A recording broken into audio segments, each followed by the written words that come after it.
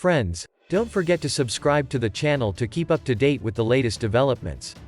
Partial mobilization of citizens for his war in Ukraine has already set in motion sweeping changes for many Russians, as drafted men bid their families emotional goodbyes, while others attempt to flee, scrambling to make it across land border crossings or buy air tickets out. For many of those leaving, the reason is the same: to avoid being drafted into Putin's brutal and faltering assault on neighboring Ukraine.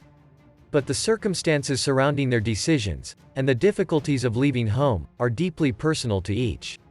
For Ivan, a man who said he's an officer in Russia's reserves and left his country for Belarus on Thursday, the motivation was clear. "I don't support what's going on, so I just decided that I had to leave right away," he told CNN. "I felt like the doors are closing, and if I didn't leave immediately, I might not be able to leave later," Ivan said, adding he was thinking of a close friend back home with 2 little children who, unlike him, was unable to pack up and go. Alexei, a 29-year-old who arrived in Georgia from Russia via bus on Thursday, told CNN the decision was due in part to his roots.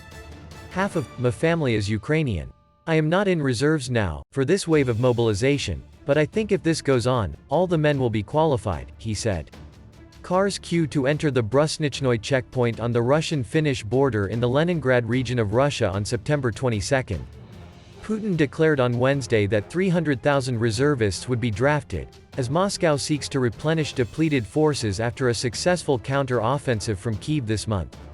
The move is set to change the scope of Russia's invasion from an offensive fought largely by volunteers to one that embroils a larger swath of its population.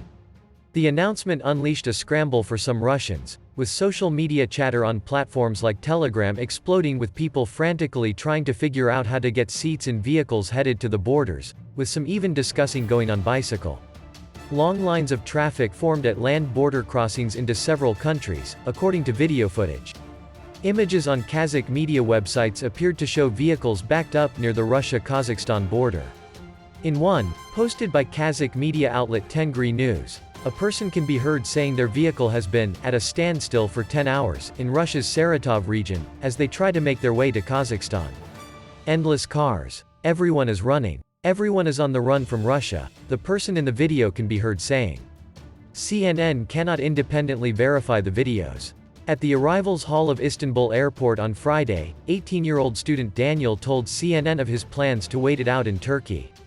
He flew into Turkey on Friday for what was meant to be a pre-booked holiday, but since the mobilization announcement, he has had to contend with a new life in the country. "We are young, we can learn and build a new life. We want to be useful. For now it is vacation and wait," he said about his plans with his girlfriend. "Since I am a student, technically I am not mobilized, but it can change. And we know our government lies to us. We are just meat for them," Daniel said. Software engineer Roman told CNN that he hastily bought his ticket to Turkey minutes after Putin's mobilization speech. "War is terrible. The only plan is to survive." Another Russian citizen, who declined to be named, described the war as useless and cruel. "It should never have started in the first place. And I'm sorry for the Ukrainians, I sympathize with them." The divorcee will fly on Saturday to Israel without his 2 children, who are still in Russia. "I'm hoping to bring them to me when I am settled," he said. "I will try to move them out because Russia is certainly not the place for them."